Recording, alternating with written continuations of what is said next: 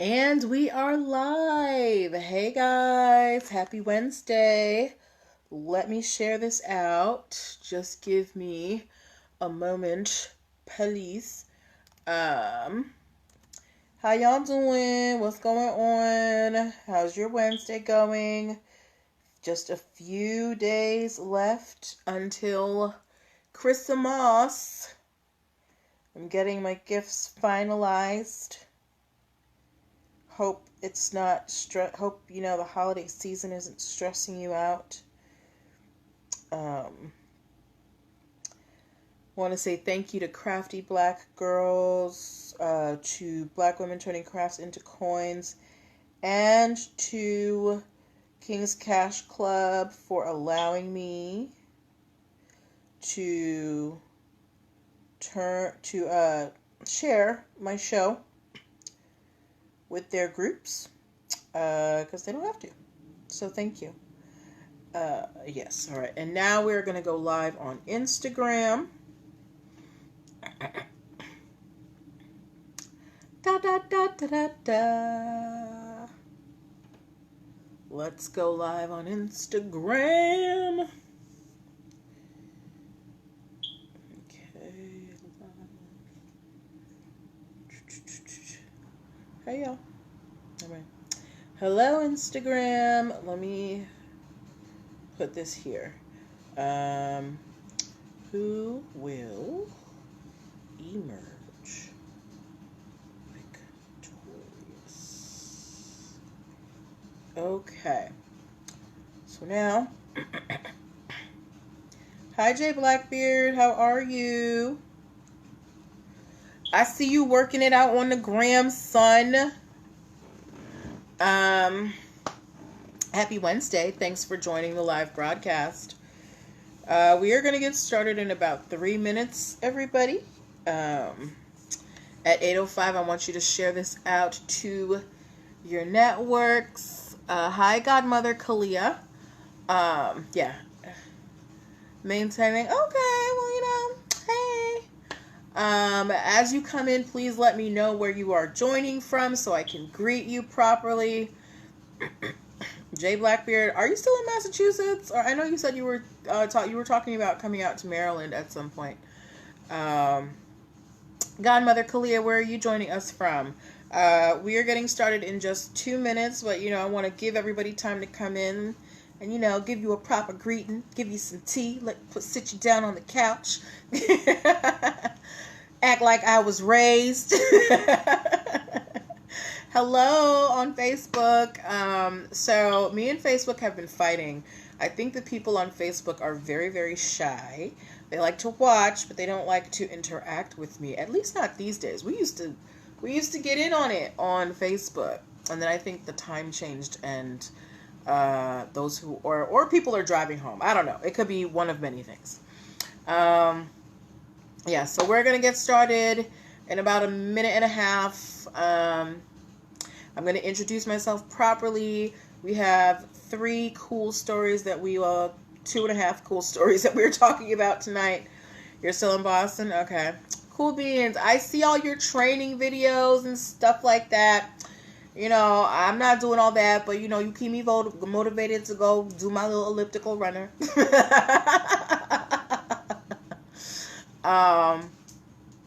Yeah, so we're getting started in less than 60 seconds. So, if you want to get pen and paper so you can take notes, feel free. What else? I'm almost done with my holiday shopping, which is great. Yeah. Hi, Cynthia39. Missed you yesterday. Okay. So we just have less than a minute to go. Yeah. We're gonna get started, but I want to give y'all time to come in.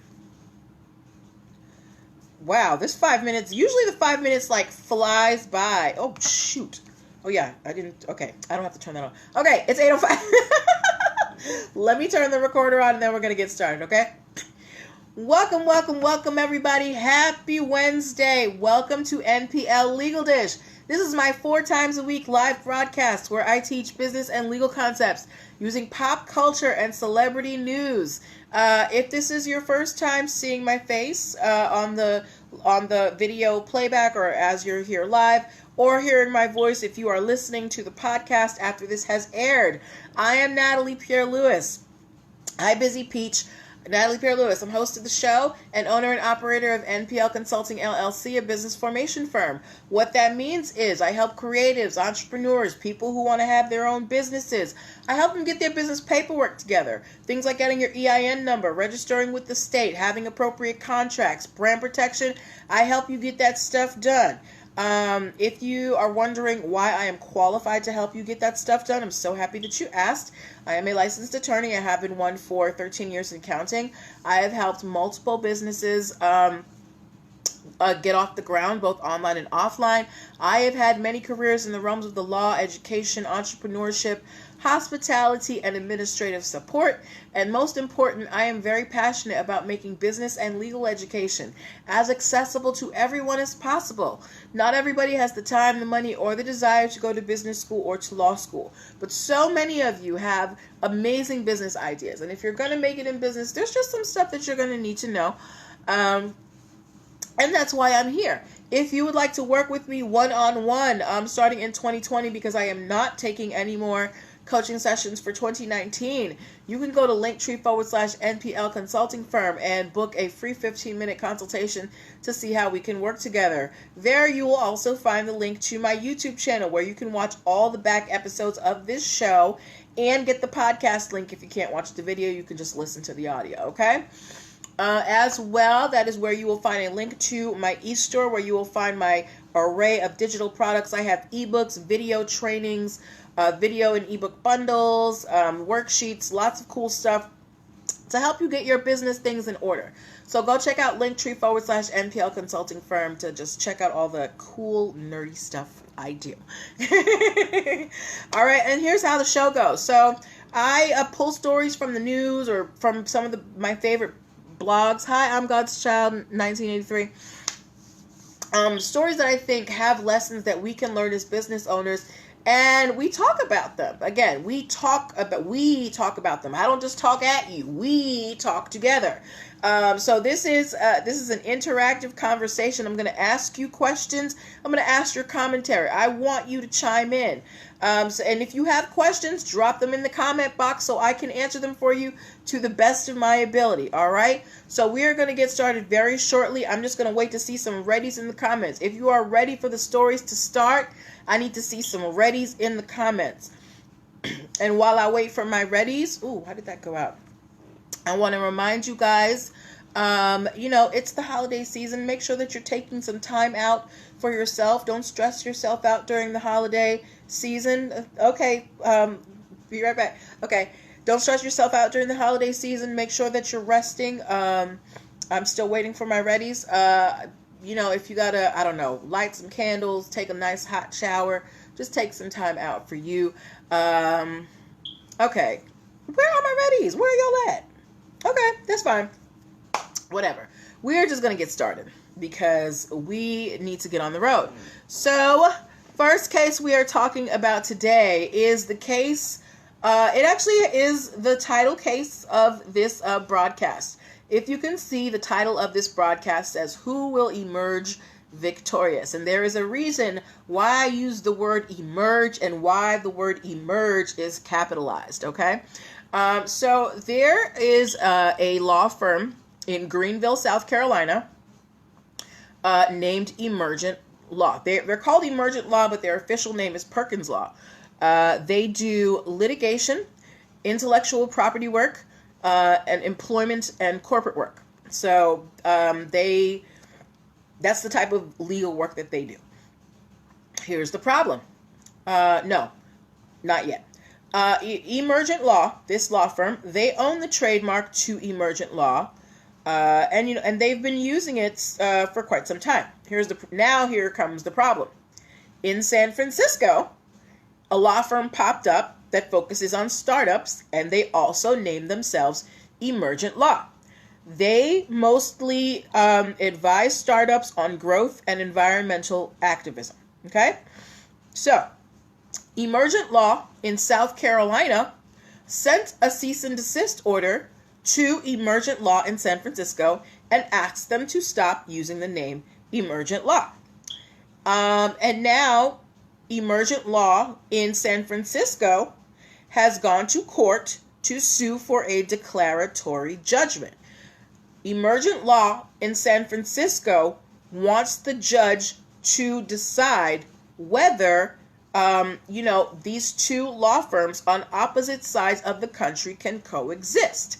And Emergent Law in San Francisco is saying that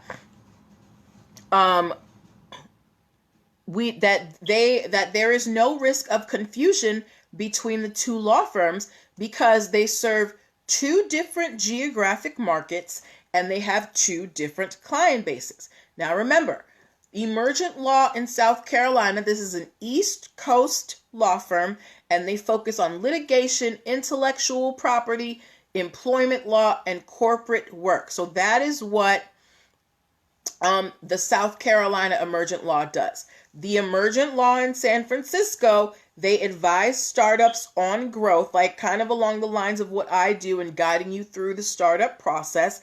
And they also help them deal with environmental activism. Okay? Hi, Lakeisha Tisdale. Now, Emergent Law is saying not only do they serve two different geographic markets and two different client bases, but their websites also look different. The South Carolina Emergent Law it looks more like a law firm website, at least according to the San Francisco Emergent Law. San Francisco Emergent Law has more of a modern tech look to their website. And on top of these arguments, the two arguments, one that we're in two different places and we have two different clientele. The second argument is that our websites look completely different. Their third argument is that we have been using the name Emergent Law since 2014. Emergent Law in South Carolina, if they are doing intellectual property legal work, then they should have been on the prowl and searching for their own trademarks in use out there in the market. And they haven't. We've been using this name on the West Coast since 2014, and we've built up goodwill in this name. So, Emergent Law in South Carolina, basically, their argument is that they got lazy and sloppy, and they let Emergent Law in San Francisco take over for them, take over the name, at least on the West Coast. So my question to you all is, who do you think should emerge victorious in this fight? Again, the title of the broadcast. Should Emergent Law in South Carolina be able to prevent this San Francisco law firm from using that name because they had it first, even though they're on the opposite side of the country and have different types of clients? Or is it that the fact that they're on two different coasts and serving two different client bases, does that give enough separation between them that people won't mistake them, along with the fact that their websites don't look the same? And this company has been operating on the West Coast for at least 5 years. So I want to know from you guys, who do you think is right in this case? Can there be two Emergent Law firms on opposite sides of the country? What do you think some of the alternatives that they can come up with are? For me, I'm thinking, well, if the two of you are both using the term Emergent Law, why can't you join forces and, join resources and become one larger law firm? And, I guess maybe increase your client base. Maybe they'll come to a settlement. Who knows? I would like to see the conclusion of this case, so I will be looking for it. And as soon as I find out what is happening with it, I will definitely let you guys know the results, of course. Okay. So I thought that story was actually pretty cool. The fact that two law firms are on opposite sides of the country, two different names, two different clientele, two different looking websites, but one has the trademark, but they're both law firms. But there are so many different branches of law, and that's why it was interesting to me. Okay? All right. You know what? I think because it's the holiday season, a lot of people are on holiday or on vacation and stuff, because my regulars, y'all haven't been here. I miss y'all. Anyway, but let's get back here. All right. Next story that we are talking about is Nespresso approved. So most of you guys know about, the Keurig machines or the coffee pods and things like that. Most people, Keurig is supposed to be top of the line, right? But there is another company out there that makes coffee pods. The company is called Jones Brothers. And they have coffee pods, and they were marketing one of their, excuse me, they were marketing their coffee pods as Nespresso friendly. So Nespresso is a type of coffee drink. You see it in the coffee aisle all the time. It's like flavored. They got commercials. Somebody's holding a mug, and it's like Nespresso, right? So they were saying that their coffee pods were Nespresso friendly. And Nespresso sued this coffee company over the design of their pods and for using the phrase Nespresso, because Nespresso is a trademarked word. It is a term of art. It is something that the company invented for this product. It doesn't mean anything. It was specifically invented for this product, and then you as a company are coming here and using our trademarked word to market your product. And you're not cutting us a check. So of course Nespresso sued the Jones Brothers. Well, this case is not going to have to drag out because the two companies have settled, and Jones Brothers Coffee is going to be able to continue using the phrase Nespresso. What that means is they probably came to a licensing agreement with Nespresso and they cut them a nice check. So Nespresso said it is okay for you to use our name. Okay, Lakeisha Tisdale asks, how does this usually pan out with the one trademark, with the trademark in different industries? What? Lakeisha, could you please phrase your question? Excuse me, could you please phrase your question differently? I'm not sure what you are, what you're asking. If you're asking if you're like in terms of having the same trademark in different industries, you can totally have the same word trademarked in different industries as long as they are separate. So recently, LeBron James was trying to trademark Taco Tuesday, not for food purposes, because there is actually a restaurant that owns the trademark for Taco Tuesday, but for a podcast and broadcasting. He was denied because there was already a trademark for Taco Tuesday in broadcasting. And if you go on the USPTO website and you do a search, there are several Taco Tuesday trademarks in a multitude of industries, or as they call them in the USPTO classes. Okay, I hope that answers your question. If not, please, if you could write it in a different way. All right. So let's move on to. Actually, we're getting. This is our final story of the night. So if we have any Miley Cyrus fans watching now or watching in the future, Miley Cyrus may be coming out as a duo. Apparently, Miley Cyrus has trademarked the phrase or the name Brandit and Bardot. She is a co-owner of this trademark along with her current boyfriend named Cody Simpson, who is like her. Oh, you're not a Miley Cyrus fan, Sincere? Okay. Well, if you know somebody who's a Miley Cyrus fan, let them know that Miley Cyrus might be, coming out with like a duo with her current boyfriend called Bandit and Bardot, because they have trademarked the name for recordings, for live broadcasts and things like that. So I like to pick these cases because they kind of give us a glimpse as to what, celebrities are thinking about doing. Remember, we talked about that story about Justin Bieber trademarking R and Bieber, and that's supposed to be the title of his next album. Lakeisha Tisdale said, I'm talking about the Emerge law firms you asked about. Okay, so Lakeisha is asking, in terms of her same trademark in different industries, the thing with this case is it's industry. You have to show that there won't be confusion. You would have to look at how they design the name Emergent Law. How does Emergent Law look? Now, the San Francisco law firm, they are saying that there's no possibility of confusion. We are all the way in San Francisco. The other one is all the way in South Carolina. We do two completely different areas of law. Our clients never meet each other. Our websites look completely different.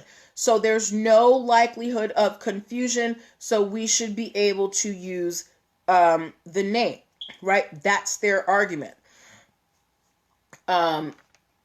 So they're going to have to prove, probably to a judge, that the differentiation in geographic area as well as the areas of practice, meaning our location, where our businesses are located, and the types of clients we service, they are so separated from each other that there is no way someone looking for Emergent Law in South Carolina is going to mistakenly contact Emergent Law in San Francisco. So that is probably what Emergent Law in San Francisco is going to have to prove. That there is no way that somebody who's looking for the South Carolina firm would be able to mistake the San Francisco firm for the South Carolina firm. Okay? So I hope that answers your question.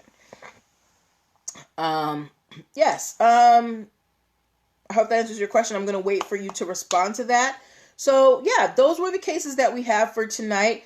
Emergent Law, I'm very interested to see how this goes, because this is really kind of getting into the nitty-gritty of how do you separate the industry, because both of these are law firms, but they do different types of law. So is that enough? And on top of the fact that they're on opposite sides of the country, what will the court say? What do you guys think the judge will say? Do you think that the judge will agree with the San Francisco law firm and think that there is enough separation between the two law firms? Or do you think that they're going to agree with the South Carolina law firm and say, look, they have the trademark to Emergent Law for law firms, and that's the end of the story? What do you guys think is going to happen?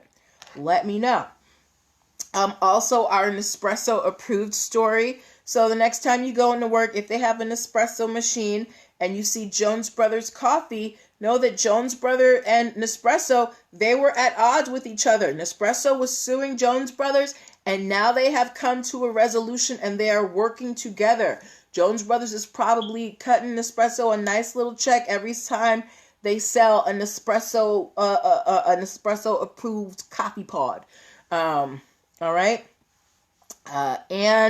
Again, tell your Miley Cyrus friends that she may be coming out in a band called Bandit and Bardot with her current boyfriend Cody Simpson, because they have trademarked the term for recordings and live performances and merchandise. So those were the stories that I had for you guys tonight. Again, if you are listening and you have if you're listening to the podcast and you have any comments, you can always email me at nplconsultingfirm@gmail.com with any of your questions. You can also follow me on social media, where I'm broadcasting now on Facebook, www.facebook.com/NPLconsults, or on Instagram, www.instagram.com/NPLconsultingfirm. And if you want to see any of the things I do, or check out my digital products, my ebooks, my video trainings, the back episodes of the podcast, back episodes of the show on my YouTube channel, you can always go to linktr.ee/NPLconsultingfirm, linktr.ee/NPLconsultingfirm, linktr.ee/NPLconsultingfirm. So that is what I'm going to leave you guys with tonight. I know it's holiday time and everybody's trying to get everything settled. So, things get busy for people. So we're going to, our shows probably for the next few days will be shorter. We will definitely be on at 6:30 tomorrow because I have a holiday party that I am going to with my networking group. So we're going to be broadcasting at 6:30, finishing up by 7:15 so I can get out of here. And then our last regular episode will be next Monday because I am not broadcasting on Christmas Eve. And I will be home from Christmas Eve to New Year's Day, so I can't say with any certainty when I will hop on. I will probably hop on once or twice while I'm at home, but I am not going to hold myself to my 4 days a week while I'm at home on vacation eating food. So that is what I'm going to leave you guys with. Have a good night, and I will see you tomorrow at 6:30 p.m. Oh, Vicky, I'm ending right now. You're going to have to watch the replay, honey. Bye.